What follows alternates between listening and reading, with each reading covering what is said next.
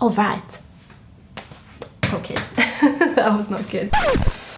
Hi guys, welcome back to another episode at my YouTube channel.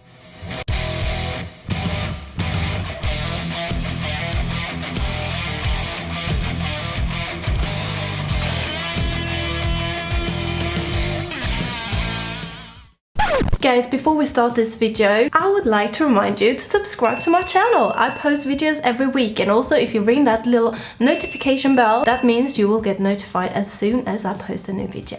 So, is it possible to eat out as a vegan? This is something I find a lot of beginner vegans or plant-based eaters concerned about. Is that even possible? Of course it is. As it's reaching towards the end of January and there is a lot of new vegans out there. You've tried Veganuary, or you know, it's your New Year's resolution. I thought we should break this issue down. In the comfort of your own kitchen, you're probably feeling a bit more comfortable by now after trying eating vegan for some time. You know what to cook, you know what ingredients to have in your fridge and your freezer. But what about when you leave this comfort zone and you go out to socialize or to travel? First comes first. I personally get hungry like a lot. Very easy. Hungry is basically being hungry and angry at the same time. Like, it happens when you get hungry, you get angry. Hangry. You get it? And to make sure I don't get hangry, I always make sure I have some snacks in my handbag or in my rucksack. Because if you find yourself in a situation where there is nothing vegan to eat around, you always know that you're safe. If you got a little snack bar, if you got a packet of nuts, like this clementine, brings the sugar levels straight up again, so you don't get hangry. But so, what about restaurants and going out to socialize? First of all, use the internet. At this modern age, it's not actually harder than that. First thing you can do is grab your laptop or your tablet or your phone and type in vegan restaurants near me. Well, so here we go. I'm in Stockholm right now, so these are some restaurants in Stockholm. 10 best vegan restaurants in Stockholm, and yeah, the list goes on and on. So yeah, that wasn't so hard. Then I've got another amazing tip, which is this app called Happy Cow. Looks like this when you open it up, and this is basically an app that you download to your phone. You type in up here where you are. So I'm going to do that now. Stockholm, there we go. And now it will show what restaurants are nearby. You can type in vegan options, then it will show all the vegan restaurants that serves only vegan food. You can tap on the vegetarian sign there, untap the vegan, and then you get all vegetarian options, and you can see that there is quite a lot. Then you can also tap the last option here, which is veggie options. Then it will show restaurants that serves meat but has got some vegan options. And this app is really great. I've used it so many times. Although you should not stare yourself blind at this app, because I know also there are a lot of restaurants that are not listed on this app. So it is a good idea to also Google, use this app, and also use your common sense when you are looking for vegan restaurants around where you are. I'm going to San Francisco later on this year, and so I've searched in the Happy Cow app to make sure that there are some vegan places where I can go for breakfast that is close by to the hotel. You're right, darling. Look who is joining me here for this session. You're right there, darling.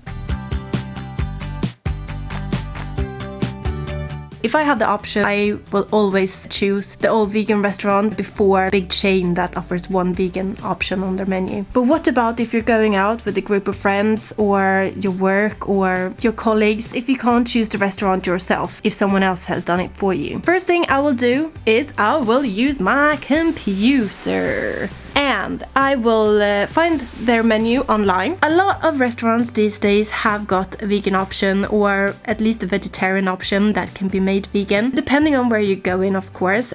If they don't have any vegan options available. I would call the restaurant. Always be super nice when you're like, if you want something from someone, always be nice. That is a great little tip. Hi, I'm Mia. I'm going here with my colleagues to your restaurant tomorrow, and I was wondering if you got any vegan options on your menu, because trust me, sometimes when I've done this, they're like, yeah, we got the vegan option, and it's not even listed on their menu. Sometimes they're like, yeah, we got this, like we got rockets, like a side salad or whatever that is vegan, and it's like, okay, I'm not gonna get full on that. If that is what they're offering you, I would take a look at their menu again, because sometimes if chefs are not educated in vegan food, their imagination is quite limited, and they might not even know what is vegan and what's not. See if they maybe have a couple of starters or side orders that is vegan or that can be made vegan. Hello, darling. You alright?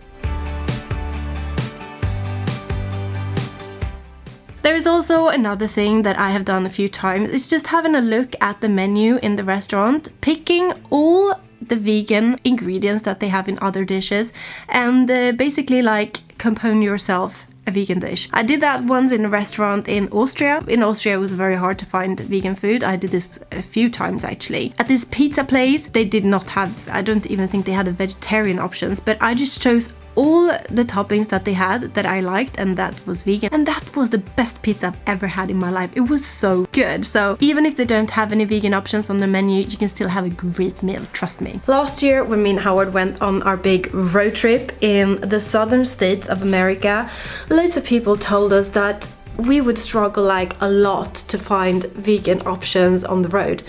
And it was actually the complete opposite, I kid you not. We found so many nice vegan restaurants, and we had these like amazing food experiences through all these like southern states where you just expect to find like steaks and loads of meat and barbecue and southern fried chicken.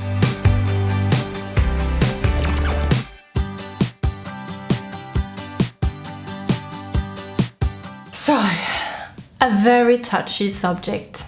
What about a family dinner? That is actually even harder than eating out at restaurants. If you're a complete beginner and people don't know that you are eating vegan now, the first thing that you do is tell your family that you have started to eat vegan. Give them a recipe, say that this is what I normally eat, this is what you can make for me. If they think that this is a hassle, well, it's understandable, because a lot of people are not familiar with what to make for a vegan eater. And if this is the case, offer them to help, like get there a little bit earlier and make something that everyone can eat that is vegan. If your family does not like this option, offer to bring something that you can eat instead of what they are going to eat. For example, in Sweden, like a traditional family dinner could exist of like potatoes, some sauce, and maybe some meat and with some greens, and then just offer to bring some bean patties and make your own sauce, and then you can eat the same as the rest, like the veggies and the potatoes. Worst case scenario, if it's too much hassle for the host to make something for you, just bring in like a takeout or frozen vegan pizza. You should not have to sacrifice your family time or the time with your friends just because you've chosen to eat a bit differently. So never say no to dinner just because, you know, you're eating vegan. That's wrong. That's just not how we should do this. People get really curious and wants to like try what you're having, so make sure you bring extra as well, because otherwise you might end up not having anything to eat yourself.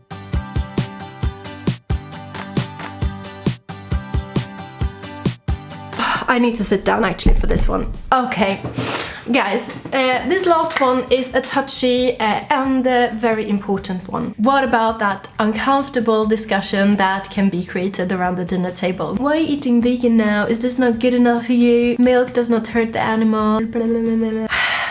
I hate having to defend my options around a dinner table with family or with friends or with colleagues. Like sometimes I would like to take that discussion, but most of the time I just don't want to discuss these kind of things when you're sitting down to have a nice dinner. And it also feels like a lot of time that it's like many people against one, so I'm there alone as vegan and then like everybody's like jumping on me. The easiest thing that you can say to avoid these uncomfortable discussions is simply saying, I'm eating vegan, I'm eating a plant-based diet because it's healthier. I feel great eating it. It's for my health. That way, guys, you avoid about 99% of all uncomfortable discussions. If you say you're eating vegan for your health, people are like, oh really? Oh cool, maybe I should try that as well. If you're saying you're doing it because you want to save the animals, that's when you get into a very uncomfortable discussion, because people feel threatened, they feel like they are not doing enough, and therefore they get touchy and want to discuss things. You can also just simply say,